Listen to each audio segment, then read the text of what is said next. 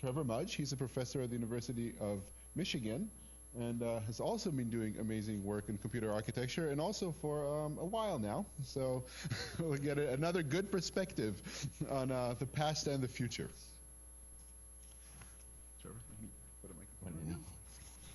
Thanks.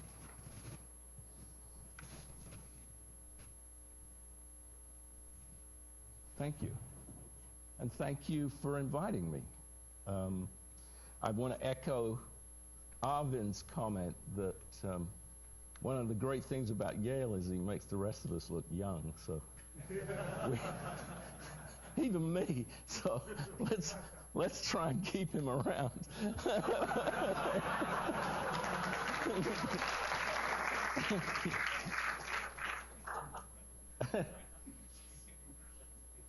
Okay, so I'm going to take you to task a little bit because I think everybody's been a little conservative about their predictions for the future, and we really need to get away from this current model that we have and get back to basics.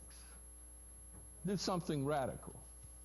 Get rid of this von Neumann straitjacket that's supposed to be von Neumann in a straitjacket. I think he's got a bit of a smile on his face, which looks sort of weird, but you never know. I think a lot of our abstractions don't really expose the basic logical fabric that we care about. So let's take, a basic building block idea from toys, namely these Lego blocks with, inputs and outputs and some basic function. But there's a solution to that that's been with us for a long time. I think at least one person in the audience should know what's coming next. It's a basic building block that all digital systems can be built from. It's sort of a forerunner in some ways of the, say, the LUT or basic unit in a FPGA. And no, it's not a NAND gate. It's a little higher level of abstraction than that. It's a universal logic module. And I just took this snapshot of a paper that described it. It's basically a function block with a bunch of inputs that can actually be literals.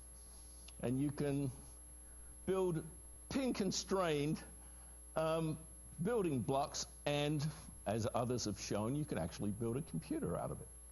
And guess who wrote the paper? No, I actually don't know who this guy is. Age is a horrible thing. So anyway, enough of that. Let me just say a few words and we can get to lunch. Many of the things I'm going to say have been echoed by earlier people. Well, I'm echoing what earlier people said, I should say. So I think we all know this story. Back in the day, we sort of lived in a golden age, which was great for computer architects, because you could sort of paint anything and it could be built almost. Every 2 years, roughly, we got twice as much area, a significant increase in frequency, reduction in power, and more importantly, no change in power density. And things started to come apart at the turn of the century. There were cracks in this story appearing. I think the first one was frequency scaling became a problem. The supply voltage didn't scale, or for a variety of reasons, it sort of was kept flat for a number of technology nodes. And power density, as a result, started to creep up. And so we couldn't push clock frequency because the net power would go up. And so the core count became the new metric. In fact, I got a shot here of hasn't come out very well, but it's a Snapdragon 810, which is in a phone, by the way, and it's got 8 cores in it. And we've actually benchmarked these things, and we can't see them using anything more than 2. But I think it's become it's become a thing, you know, I've got more cores than you do. They're selling it the way we used to sell frequency 10 years ago. They've taken the same chart, crossed out frequency, and put core count. So maybe we should build just lots of little tiny cores and put them on there, and one that actually does something. I think that's called big little, but I won't. Don't quote me on that, because I work with some of those people.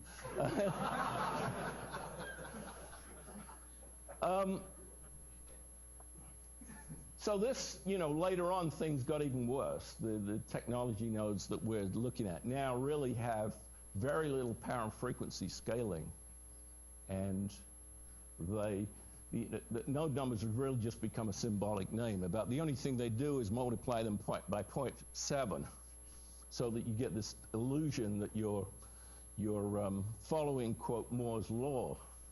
So the last thing we have left is area shrinkage. And the question is where that's going to go. And these things are extremely expensive. You think about these fabs costing $8 to $10 billion. I can't think of anything close to that. Other manufacturing things, a shipyard or something like that, doesn't cost this much money, or an automobile factory or something. And so there are sort of two views about where this cost thing's going. There's Intel's view, in which the world still looks good. So this is their cost per transistor. This one on the left here is the size of the transistor going down to, this is showing it down to 14 nanometers, which they've just started to produce in volume, and actually the graph's going down even steeper. And then you look at this other curve here, in which the cost per area is going up. You take the product of the two, and because this is steep, we still see this line. So that's one view. And maybe that'll hold for a while. I don't believe it can hold for very long, but for everyone else, this cost factor reached a minimum at this 28 nanometer technology node. I've just shown a few here. One of these is, I think, Bill Daley's actually. There's an NVIDIA point of view. This is Broadcom's point of view. You can see it's not, the copying didn't come out very well, but this is 28 nanometers down here and so on.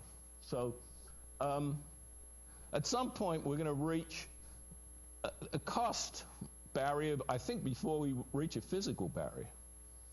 So then it's going to become an issue of capital investment. I'll say a few words about that in a second. So the problem is there's really no new technologies that look like they're going to take over from the silicon, although to say that it's silicon anymore is a bit of an exaggeration. There's about half the periodic table in most of these things. But the predominant thing, of course, is a silicon substrate. But what we need to replace it is something that's incredibly inexpensive and can give you massive volume and can be reliably manufactured. So that's where we are today. We're building things with literally billions of devices on them that work for the most part, which is pretty remarkable. In fact, a point that I make sometimes is the interesting thing about our civilization, if in fact is a civilization, is that we build small things. You know, the Egyptians used to build big things, and at the turn of the century, we got it, you know, the people were building the tallest building, et cetera, et cetera. They still worry about that in some parts of the world. But the truth is, what we do better than anything in the past, we could build buildings that went up 2 miles if we really put our minds to it. It doesn't make a whole lot of sense, unless you want to get rid of somebody.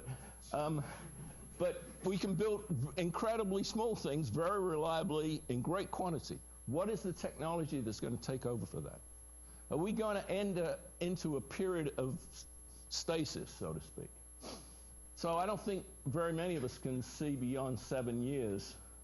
And I hope we're back here with Yale in 7 years. We'll be with walkers or something, I don't know. It's like But the point is, if we're going to get over this hump, so this, you know, our current silicon, whether you believe Intel or Qualcomm or NVIDIA, whatever, it's going to go on for a few more years, maybe 7, maybe 10. And then things really get tough, I think. To go past that, where's the capital investment coming from? That's really what's going to stop us, I think. And I think I know where it's going to come from, but it won't happen in North America. What happened, you know, sort of paralleled this thing from the computer architect's viewpoint is we've spent, as a number of the previous speakers have mentioned, we've spent a lot of time looking at complex cores in which we lived in this age where we could sort of paint any picture on a canvas. And lots of very interesting ideas were explored. I think to some extent they've run out of steam, and now we're in the age of multi-cores. But these things, we're unlikely to have multi-cores in volume products. We may have them for things that are going to, multi-cores being 100. We may have them for things built special purpose for data centers or HPC or something like that. But I think this story is going to run out too. So where does that leave us? It looks like application domain specific architectures look promising. I think all of this is a consequence of the fact that we're running out of Endowed scaling, if you want to put it in those terms. I think GPUs led the way in this area. Just to add a note of pessimism to this yet again, there's only so many applications that we're going to dream up that warrant a fingerprint detector, face recognition, etc., that warrant specialization when you've got enough volume to want to do it. So there are some opportunities. I don't think it's all bleak. Memory still has some very interesting features. It's actually, memory technology is moving along in interesting dimensions. First, literally, we've seen the idea of three-dimensional flash to build flash so that you get around the problem of ever-shrinking gates. Of course, this is a one-shot solution, but if you look at the history of computer chips or logic, and specifically, you'll see each barrier is fixed by a one-shot solution. It's not a scalable thing. You did strained silicon, you did double patterning, etc. There's just one thing you do gets you to the next point, and then people scratch their head for the next solution. There's lots of interesting new technologies that may actually work in the non-volatile memory area, in which are sort of resistive-based instead of charge-based. And you know, some of them have been overhyped, but I wouldn't be surprised to see these things take off. So we'll have big, cheap memory close to a processor, and particularly close because our processors aren't going to get that much faster, at least if we want to keep the power at a manageable point. And don't discount traditional things like flash memory, and who would have thought that they would start building them in 3 dimensions? It's still a little bit controversial, but Samsung have got volume products in this area, and also DRAM. It's certainly still there. I think the idea of advanced packaging, and this has been mentioned by some of the earlier speakers, you can stack die. That's a simple idea. But now you can do it with through silicon connections, through silicon vias. So you've got some very interesting opportunities of putting memory much closer to processors, or putting sensors much closer to processors, because with this you can mix your technologies and sort of a halfway house interposers to put things together on essentially what amounts to a tiny printed circuit board, so you don't get the heat problems that you have here. So again, a one-shot deal. We're taking, you know, what is essentially a 2-dimensional technology and pushing it up to a 3rd dimension. I think 4 is going to be difficult, unless you know something I don't know about the universe. And this is just quick thing I grabbed off the you know, the Google, but you've probably heard a lot about this, and just think about some of the things you can do. This is just DRAM stacking. This is the high bandwidth memory spec that JEDEC is coming out with.